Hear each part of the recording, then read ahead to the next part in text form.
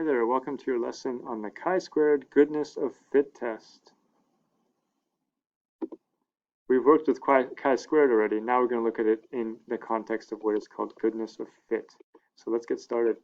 To start though, we should look back on what is the chi-squared statistic. Let's just recap something we've seen. We have had data like this, for example, male, female, and then racket sport preferred by those people. We had a table of observed values. So how many people prefer each racket sport based on gender. Then we created an expected value table saying this is what would be expected when we have these people here. This is what would be expected in terms of how many would choose tennis as a male and how many would choose badminton as a female and so on. Then we compared our observed values, our real data, to the expected values. And the way to compare those is using what is called the chi-squared statistic. It is basically a measure of how far away our observed values are from the expected values. So when we did that problem, we found a chi-squared calculated value to be 7.09. That means in general, our observed values are that far from our expected values. So the bigger the number gets, the further our observed values are from expected values, and therefore the less likely that would be to occur. Okay, moving on from there, once we had the chi-squared statistic, we compared it to what is called the critical value.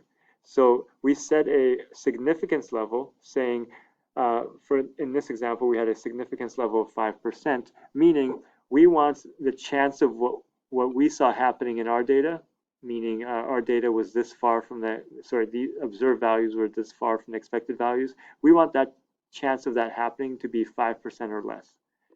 We found our critical value is 5.991. So that means a 5% chance or 5% or less chance would produce an chi-squared value of 5.9, but our chi-squared value is 7.09. So that means we are showing in our data that our data points or values are even further from expectation than a 5% chance would produce. So in other words, it is even less likely that what is happening in our data would happen than 5%. The other value we figured out there, this on our calculator, we found not only the chi-squared value, but also what's called the p-value. The p-value is basically just this percent. So in our case, for this problem, our p-value was 2.89%. Our significance level is 5%. So that's basically saying we already established that what happened in our data is less likely than 5%, because this is at 5%, this is how far the data can be from the expected values, but ours was even further. So this, what the p-value tells us is, what is the chance of our data being so far from expected values? It is only at 2.89%. So in that case, our p-value is less than that. Both those things point to the same thing, which means our data is further from expectations than the 5% level allows. So we will reject the null hypothesis and say these gender and racket preference is not independent. They're dependent for sure, because our differences are so far away. There must be some dependence here. So that's what we've looked at with the chi-square statistic. Let's go ahead now and see how we use it for something called goodness of fit.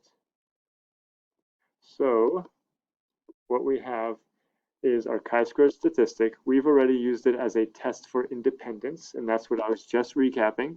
So in problems like this one, where we have gender, for example, and here's political preference, and we're trying to see does gender influence political preference? Is there a dependency here? So we've done tests for independence already using the chi-squared statistic. Today, in this lesson, we're going to move forward to something called goodness of fit. Under goodness of fit, we're going to look at three types of situations. One is asking the question, does our data fit into a uniform distribution? And a uniform distribution is like this, where all the frequencies are the same. So does our data match a distribution where all the frequencies are the same, where all the likelihoods are equal? All right, a second one we're going to look at is, does our data fit into a normal distribution? So we've talked about normal distribution. It looks like this. So let's say we have a set of data that supposedly is normally distributed, but when we collected the data, we want to see, is it actually normally distributed? So we'll use chi-squared to figure that out. And the third situation is the question, does our data fit into a binomial distribution? So notice we have the two distributions we've looked at here. So again, we'll use the chi-squared value to tell us, is our data binomially distributed or not? Let's begin with the first case. Chi-squared statistic for the goodness of fit test, and we're looking at, does the data fit into a uniform distribution? So here's the example we're going to look at. We have students in year 8, and they're asked what day of the week their birthdays are on this year. Here are the results from this sample of students. So we can see 12 students say their birthday is going to be on a Sunday, 14 on a Monday, and so on. First question, what would this table look like if these are our observed values, right? What would this look like as a value table, given that each day is equally likely? Now, what would these numbers be if they're all equally likely? Okay, so maybe you came up with a table that looks like this. The expected value table will be 15s all the way through. And the way to get those values is to find the sum of all these, and that sum you would notice is 105, and then divided by 7 for the 7 days, and then you'll get 15 per day. So if each day is equally likely as a day for birthdays, then we would have 15 students with birthdays on each day. So that's our expected value table. So now we're going to do the chi-squared goodness of fit test. Let me grab the calculator so I can show you how this works. So here's the calculator, because the process is going to be slightly different than we did with the chi-squared test for independence. So let me turn it on. Okay, the way to do this is to begin with our stat menu. For the chi-squared independence test, we used a matrix, but in this case, we cannot use a matrix. We're just going to use stat. So we're going to go to stat, edit. We're going to enter our values. Did I enter those? No, I did not. Our list 1, I'm going to clear it out. Clear, enter. And list 2, I'm going to clear out also. Clear, enter. Okay, in list 1, you'll put your observed values, and in list 2, we'll put our expected values. So observed values are 12, and so on, 14, etc. And in our list 2, you're going to put all the 15s, because those are our expected values, 15, 15 again, and so on and so on. Just fill your tables now. So I filled the tables here, the lists, with my observed and my expected. We're going to run the chi-squared statistic in a moment, but when you do that, you're going to need to know the degrees of freedom. So what would be the degrees of freedom for our table? And remember, for degrees of freedom, we did rows -1 times columns -1. But in this case, we don't have multiple columns, so just do rows minus, or columns -1. You're just doing one of those -1. So what's our degree of freedom? Okay, so now let's run the chi-squared statistic. You are going to go to stat, and then tests, just like we did before. I'm going to go up to get to the bottom of the list. Here's our chi-squared test. Right below it is our chi-squared GOF, goodness of fit test. Okay, so we're going to choose that one instead. And now it says where our observed values, list 1. Expected values are in list 2. Great. Our degrees of freedom here, well, 7 minus 1 is 6. So we put 6 in there, and then we're going to calculate our chi-squared statistic. All right, here we go. It says 1.6, and then our p-value is 0.95. So those are important. Now let's take a look at what those mean. So first of all, maybe also you should have written a null hypothesis and alternate hypothesis. The null hypothesis is the data satisfies a uniform distribution, and the alternate is it does not satisfy. So we're checking if our data can be considered close enough to this uniform distribution to be called a uniform distribution. So there's our degree of freedom, 6. We got that value on our calculator, that and that for p-value. So now, knowing the critical value is this, do we reject the null hypothesis or do we accept it? Is it uniform or not, our distribution? Well, for that one, you should have noticed, first of all, our p-values. The p-value we got here for our data is 95%, but we want a critical value, a significance level of 5%. So it is 95% likely that what we have here would happen. And then also critical value. Our critical value is 1.6. That means our data was in general 1.6 away from the expectation. So that's a very small value. It barely varied from the expected values at all. So if our data did not vary from expectations and it's 95% likely that what we have would happen, then we can say we accept the null hypothesis. our data must be uniform, because if it was not uniform, our data values would be way different from expectations and we'd see a much bigger critical value. All right, so that's our use of chi-squared statistic for checking for uniform data. Try one like that again. So the same kind of problem, looking for uniform data, try it with this data table here. So first of all, this is somebody rolling a die. He rolls it 300 times. Here are the results he gets: 35 ones, 52 twos rolled, 47 threes, and so on. So we need to know what are the expected values here. Well, expected values are 50s all the way through, because when you have a fair die and you roll it, you should have a 1 in 6 chance of a 1, 1 in 6, 1 in 6, and 1 in 6 times 300 is 50, 50, 50. That makes 300. They should all be even. All right, so those are expected values. So now do all that work on the calculator and see what values you get. So here's our null hypothesis, that this is a uniform distribution. Our alternate is it's not uniform, therefore the die must be a not fair or unfair die, because if this is not uniform, it means the die is producing some values way more than they should be.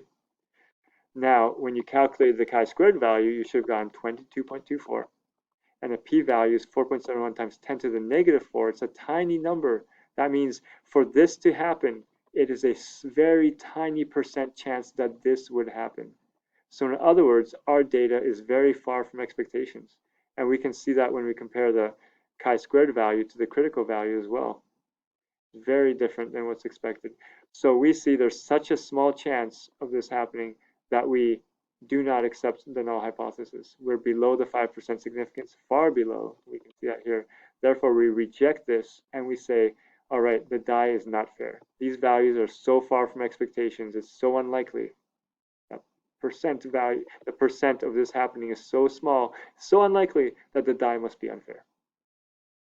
Great. Now let's look at using chi-squared statistic, goodness of fit, asking the question, does the data fit a normal distribution? So here's a situation. Please pause and read it now.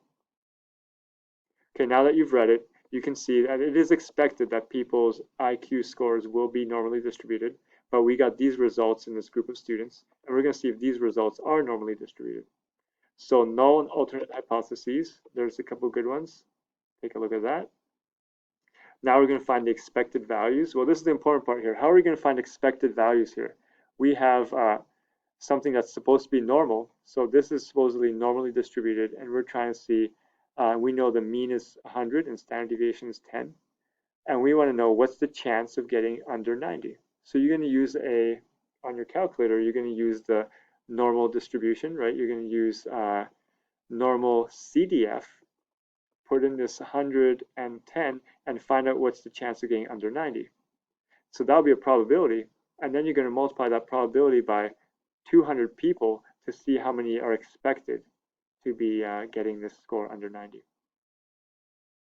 Okay, so now let's check our work. This is the probability you should have gotten when you ran a normal CDF on that 90 using that 100 and the 10. And then you multiply that by 200 people, and that means we're expecting to have almost 32 people that score under 90, but we only had 5 here. Okay, and then if you continue that process all the way down here, so then you found a normal CDF between 90 and 100, and a normal CDF between 100 and 110, you get all these probabilities, multiply those by the 200 people, and you get these expected numbers. This is very important that you understand what's happening here, so pause if you need to. So we have these expected values, and then we're going to compare them to here using a chi-squared test. So first of all, there's a rule when you do a chi-squared test. You cannot have values here, expected values that are under 5. So notice these two are under 5. So we're going to add those to this 27. We're going to grab those and combine them with that one. That's what happened here. It turned to 31.7. And then this one's here were also added to 58. So we basically took these bottom 2 rows and just combined it into this one here. So now we have that. We're going to run the chi-squared statistic on that. And there's the value. There's our p-value. Therefore, we can reject the null hypothesis. This is because we're so far from the expectations. It's so unlikely that we would have these results that we got. Okay, last one. Let's look at chi-squared statistic for binomial distribution. Here's a problem. Pause and read that. In this one, the expected frequency is done like this. We do that by running a binomial PDF for each of these and multiplying by 200. Then we have the expected values. Then we can do the whole chi-squared test. Please check all your work here. Important that you try.